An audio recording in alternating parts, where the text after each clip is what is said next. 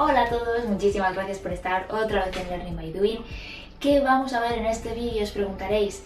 Bueno, pues vamos a hablar sobre las intervenciones, que es algo que a mí me encanta. A mí lo de pasar a la acción me gusta mucho. Entonces ya era hora, ¿no? Una cosa es detectar los problemas muy bien, pero ¿qué podemos hacer para solucionarlos? Intervenir. Y eso es precisamente lo que vamos a ver en este vídeo.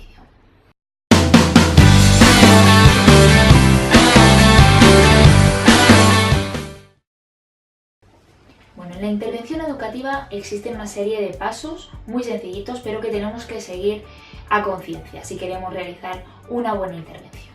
¿Cuáles son esos pasos? Vamos a verlo.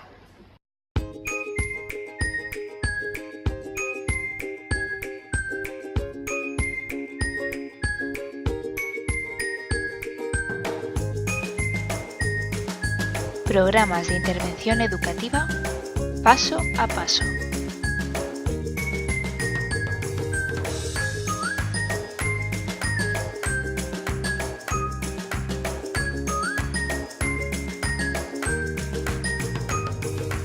Para llevar a cabo un programa de intervención son esenciales 10 pasos.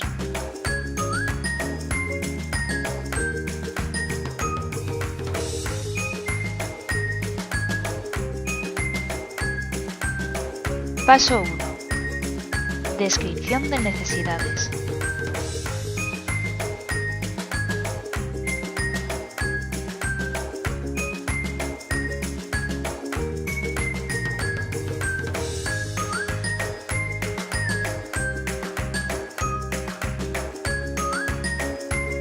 Paso 2. Fundamentación teórica.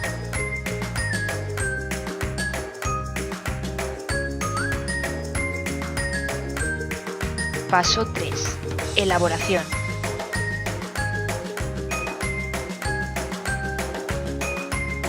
Paso 4. Implementación.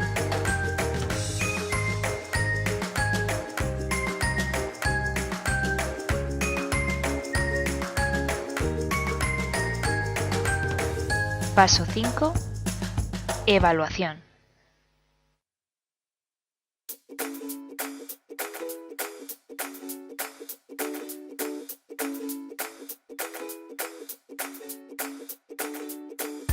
Paso 6. Implicaciones, pasado y futuro.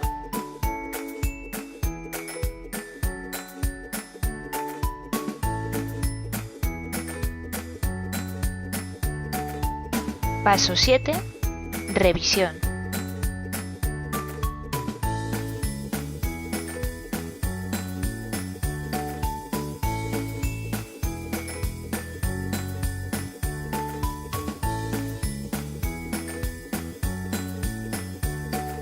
Paso 8. Diseminación.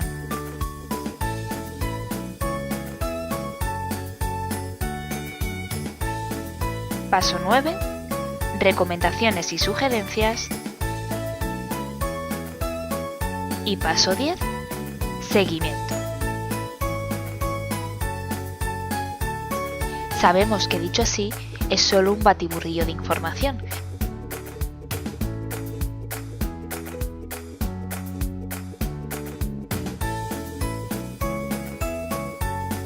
Pero tranquilo, porque ahora vamos a ir desglosando poco a poco cada uno de los pasos. Paso 1. Descripción de necesidades. En este punto vamos a hablar de dos tipos básicos de necesidades. Necesidades teóricas y necesidades prácticas. Las necesidades teóricas diremos que son aquellas que surgen de arriba a abajo, es decir, se crean desde investigaciones científicas, las universidades, etc. Las necesidades prácticas. Aquí hablamos de 4 tipos. Necesidades sentidas, es decir, aquellas que hacen referencia a la percepción de que algo no funciona, desde las esferas más bajas, padres, profesores. Las necesidades expresadas son aquellas que nacen cuando se exigen programas para satisfacer dichas necesidades. Toda necesidad expresada es sentida, pero no siempre toda la sentida es expresada. Tercero, normativas. Aquellas que se definen por el experto o administrador son expresadas por las normas. Y finalmente las comparativas, que hacen referencia al hecho de que cualquier grupo puede reclamar los beneficios que conlleva satisfacer su necesidad porque a otro grupo semejante se le reconoció la misma. Pero cuidado, lo cierto es que la realidad está plagada de necesidades. ¿Cómo las organizamos? Estableciendo una jerarquía. Para establecer una jerarquía hay que tener en cuenta 4 parámetros: la relevancia o importancia del problema para la comunidad, si tenemos o no conocimientos científicos sobre el problema, la capacidad técnica para llevarlo a cabo y la viabilidad. Paso 2. Fundamentación teórica.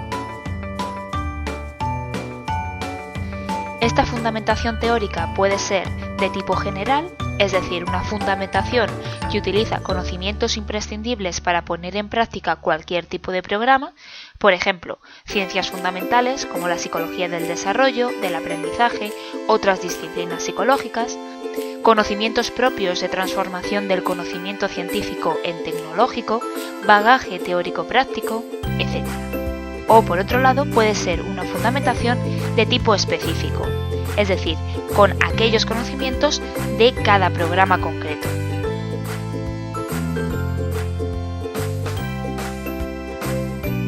Paso 3. Elaboración.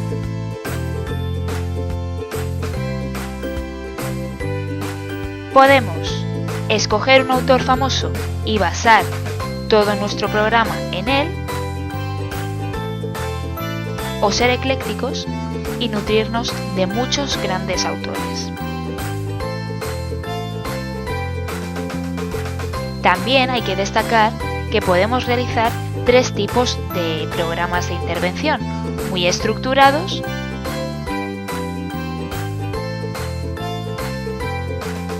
semiestructurados. Este tipo de programas se van completando en función de las demandas de los distintos contextos.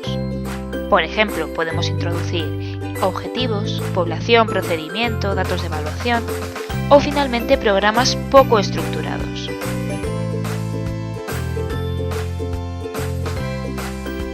Paso 4. Implementación.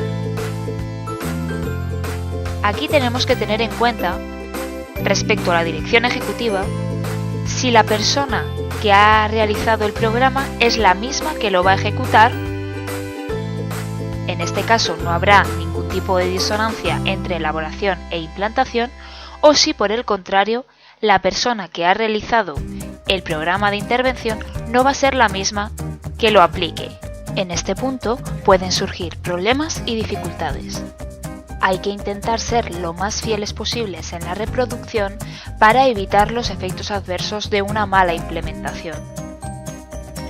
Importante tener en cuenta también los recursos humanos y los materiales, es decir, trabajar con profesores motivados que se involucren realmente en el programa, trabajar también con familias, esto obedece al modelo triádico familias, alumnos y profesores, y finalmente algo importante es el establecimiento y control de contingencias. Paso 5. Evaluación. Es importante evaluar aquí la finalidad del programa,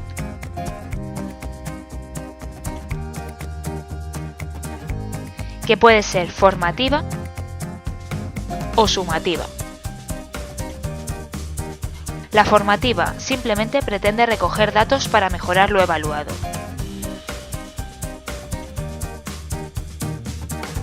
Y la sumativa pretende recoger datos para tomar decisiones posteriores. Objetivos. Importante identificarlos bien. Eficacia y eficiencia, entendiendo por esta última la capacidad para hacer más con menos, es decir, para lograr los mejores resultados con los mínimos recursos posibles. Y por último, es necesario llevar a cabo una metaevaluación, es decir, comprobar que las evaluaciones están bien hechas. Todo lo anterior tenemos que reflejarlo en lo que se conoce como informe técnico.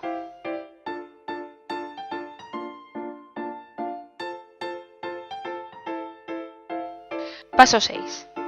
Implicaciones, pasado y futuro. En este apartado podremos adoptar un punto de vista retrospectivo respecto a la reflexión y preguntarnos: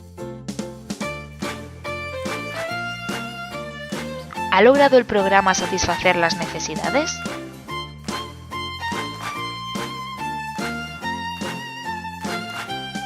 ¿Puede verificarse o falsearse la teoría que sirvió de fundamento?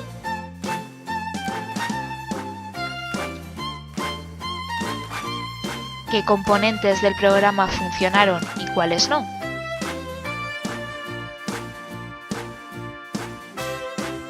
¿Existe correspondencia entre elaboración e implementación?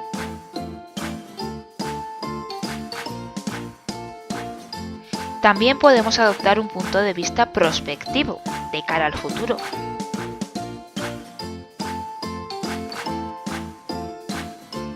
Y preguntarnos cuestiones como: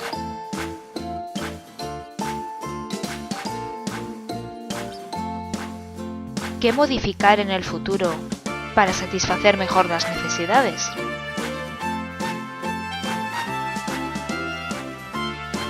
¿Existen otras teorías más efectivas?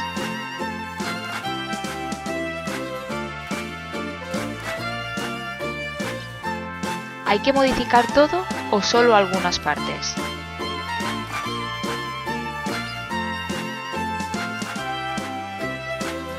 ¿Qué estrategias hay que cambiar para solventar el problema?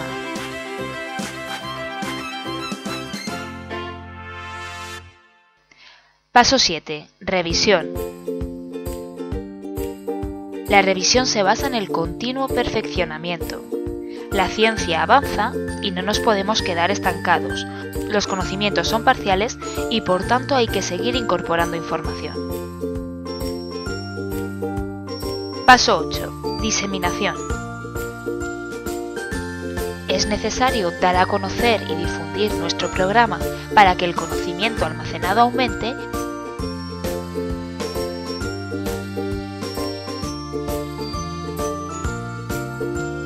y la ciencia avance. Paso 9. Recomendaciones. Estas recomendaciones y sugerencias son fruto de la experiencia. Y finalmente, el paso 10. Seguimiento. Es importante realizar un seguimiento sobre nuestro programa para descubrir los distintos efectos que puede generar en un futuro. Con el tiempo se puede producir un desvanecimiento de los efectos, es decir, que el grupo experimental descienda hasta su línea base. También puede ocurrir que tanto el grupo experimental como el de control funcionen en paralelo. Esto significaría que el programa sí ha dado sus frutos. 3. Se puede producir el efecto Guadiana, es decir, las diferencias aparecen y desaparecen. También puede ocurrir que las diferencias entre el grupo de control y el grupo experimental se acentúen cada vez más. Este hecho se conoce con el nombre de efectos divergentes. Esto sucede porque se ha modificado la estructura cognitiva del grupo experimental, es decir, el programa ha sido muy efectivo. Finalmente puede ocurrir que el grupo control aumente hasta igualarse con el grupo experimental.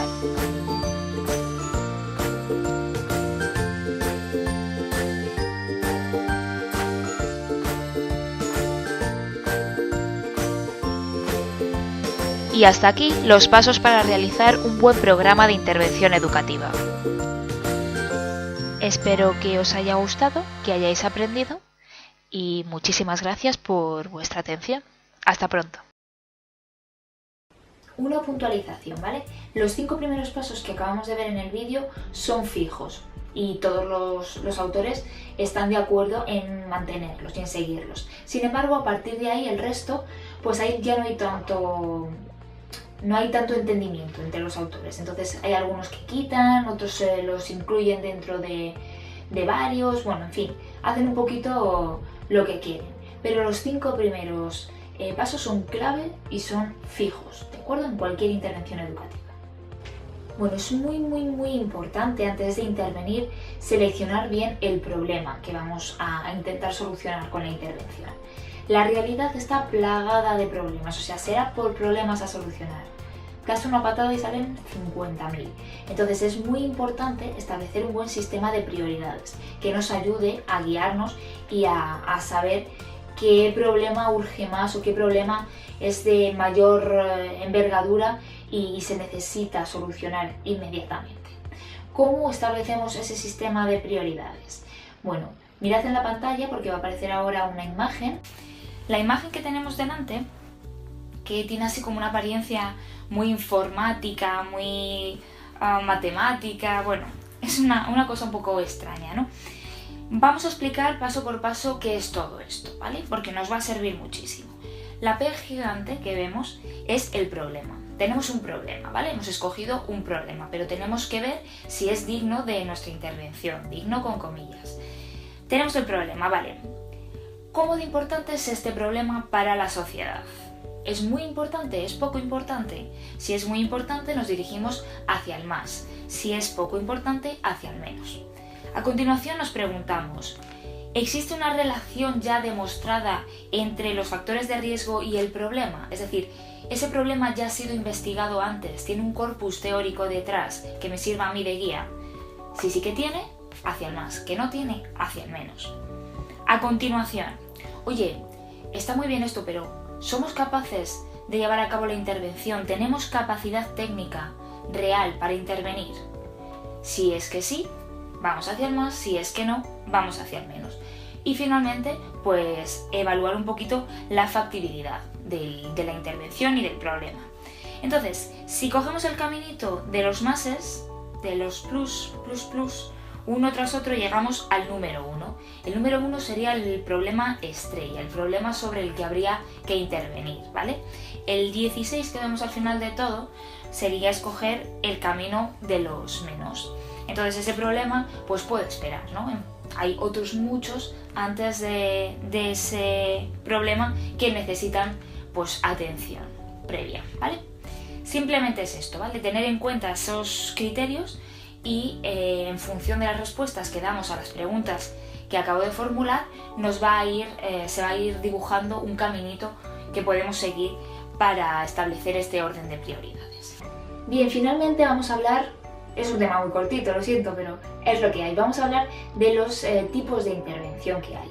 Ya si recordáis en el tema 1 hablábamos de la intervención correctiva, cuando actuábamos sobre una conducta o sobre un fenómeno ya iniciado para intentar pararlo, frenarlo.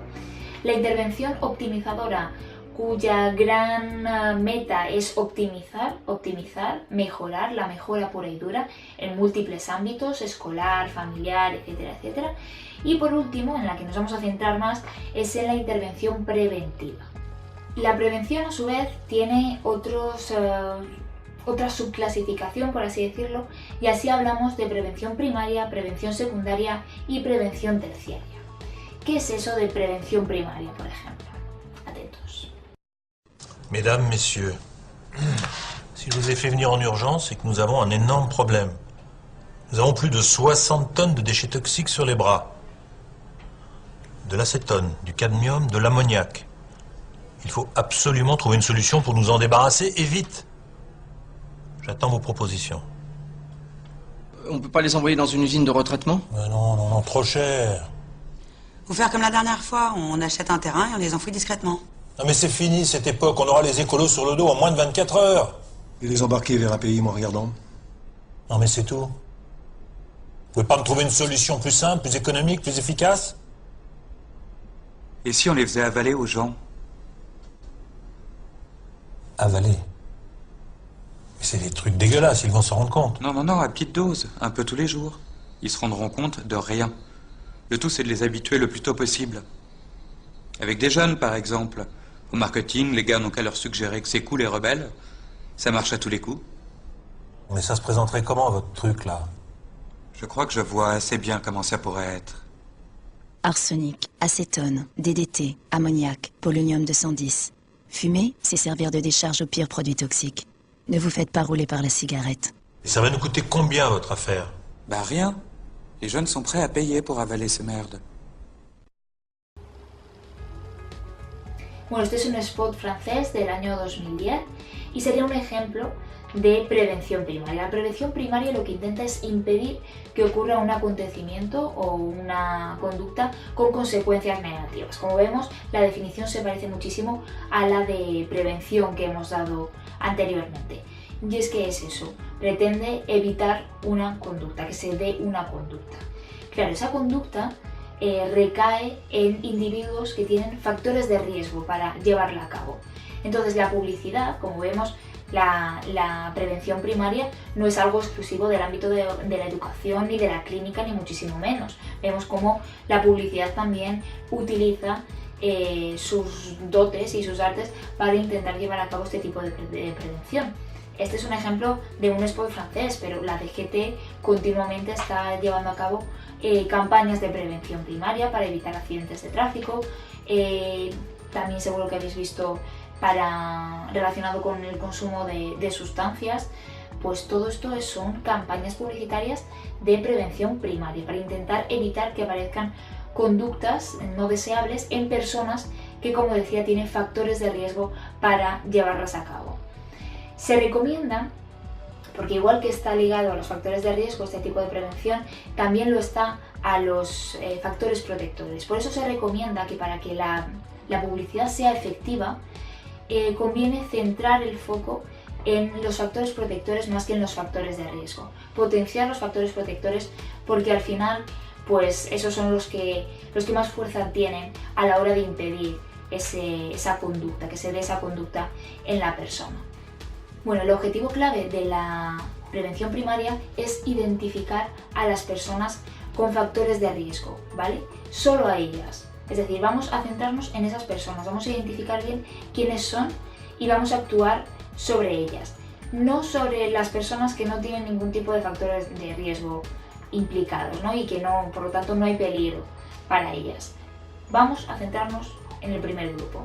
Esto es lo que se llama sensibilidad de un instrumento, ¿no? El coger a aquellas personas exclusivamente que tienen esos factores o que tienen posibilidades de desarrollar esa conducta y no coger a aquellas que no tienen ningún tipo de predisposición a, por así decirlo. Esto es clave para la prevención primaria, actuar sobre ese primer grupo, como decíamos. Y finalmente, bueno, tenemos la prevención secundaria, ¿vale? Esta se daría cuando la conducta, el acontecimiento ya está iniciado, pero está en sus etapas iniciales, está en sus etapas tempranas, primarias, con lo cual podemos pararlo, hay esperanza, ¿vale? Se puede frenar. Por ejemplo, atentos al spot. ¿Qué tal el cole? ¿Bien? ¿Sí?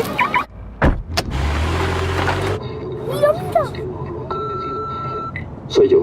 ¿Por qué no me coges el teléfono? Luego dirás que me cabreo. ¿Y por qué te has llevado el coche? ¿Para ir a buscar a los niños? Seguro que no, mentirosa. Que ya me imagino yo con quién andas, ¿eh? ¿Te crees que soy imbécil? ¿Y que no sé que lo que quieres es dejarme? Pues a mí nadie me deja tirado, ¿te enteras? Porque como me dejes, te mato. ¿Me oyes? ¡Te mato! Pronto y me llevo a los niños por... Si te sientes amenazada, te está maltratando y su violencia irá a más. 016, ¿en qué puedo ayudarle? No te saltes las señales. Elige vivir. Ministerio de Sanidad, Servicios Sociales e Igualdad, Gobierno de España. Como vemos aquí, el maltrato está iniciado. La protagonista del spot es una mujer maltratada, pero porque está en sus etapas tempranas o por lo que sea, decide dar el paso y frenar ese acontecimiento, cortar de raíz, cortar por lo sano, ¿de acuerdo? Este sería un ejemplo, como hemos dicho, de intervención preventiva secundaria. Finalmente tenemos la prevención terciaria. Esta prevención se lleva a cabo cuando el acontecimiento ya está más que iniciado, ¿vale? Ya sus efectos negativos están muy presentes en las personas, pero el objetivo de esta prevención, por tanto, es intentar paliar los efectos negativos, minimizarles lo máximo posible. Por ejemplo, un centro de rehabilitación lo que intenta, para personas que llevan muchísimo tiempo ya en el mundo de las drogas o de las adicciones en general, ¿no? Pues intentan paliar los efectos negativos. Algunas personas evidentemente logran corregir su conducta, pero otras no. Entonces, el objetivo de la prevención terciaria es intentar, pues lo que hemos dicho un poco, bajar los efectos negativos, paliar esos efectos negativos y que resuenen lo menos posible en la persona. Y hasta aquí el vídeo de hoy, chicos y chicas y todo el mundo. Que bueno, espero que aunque haya sido un vídeo un poco cortito en comparación con otros, pues que os haya aportado igual que los anteriores y bueno, que os haya metido ahí el gusanillo de la curiosidad por la intervención educativa, que es muy necesaria. Y nada, os animo a intervenir, a actuar, ¿vale? A detectar problemas e intentar solucionarlos. Y poco más, nos vemos en el siguiente vídeo. Muchísimas gracias otra vez por estar ahí delante del ordenador perdiendo vista. Y un besito muy grande para todos.